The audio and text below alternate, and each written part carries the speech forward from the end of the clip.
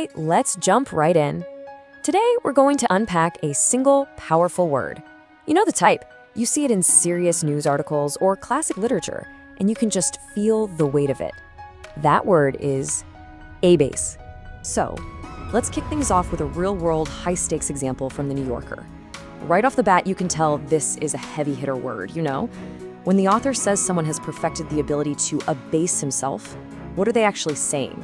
This is our first big clue. And that, right there, is the big question we're trying to answer today. What does it really mean to abase yourself? It's obviously not just being humble, but it doesn't quite feel like being humiliated either. There's this sense of intention, of choice, that makes it way more complex. So let's crack this case. Okay, first stop on our little investigation, let's decode the definition. We're gonna look at what it means today, and then we're gonna dig up what I like to call its ghost. This really fascinating older meaning that, believe it or not, still kind of haunts the word. So here it is, the official dictionary definition. To abase means to lower in rank, office, prestige, or esteem. The key thing to grab onto here is the idea of social standing. It's all about bringing someone, or even yourself, down a peg or two, usually where other people can see it. It's kind of like knocking someone off their own pedestal. Okay, this is where it gets really interesting. This slide shows the words two lives side by side. On the left, you've got the modern meaning we just talked about, that feeling of shame that abases you on the inside, like James Joyce wrote. But look at the right. This is the word's ghost. When Hawthorne talks about a trunk abased, he literally just means the elephant lowered his trunk. It was a purely physical action. You know, sometimes the best way to figure out what something is to figure out what it isn't. So by putting abase next to some of its close cousins, we can really see what makes it so special. Let's dive into the synonym spectrum.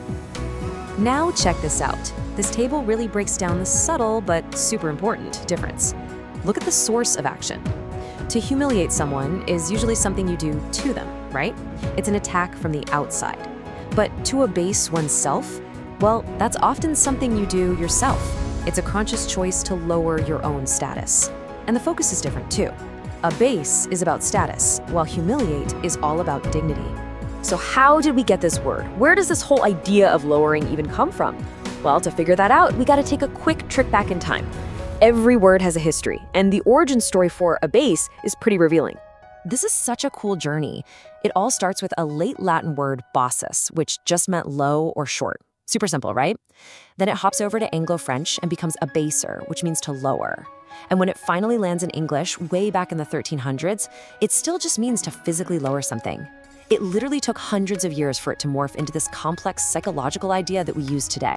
And this is the key. This is the aha moment. The word's entire history is basically one big metaphor. It grew up from describing something physical, like bowing your head down low, to describing something abstract, lowering your own status. That original physical meaning is still baked right into the word's DNA. All right, so we've got the definition, we've got the history.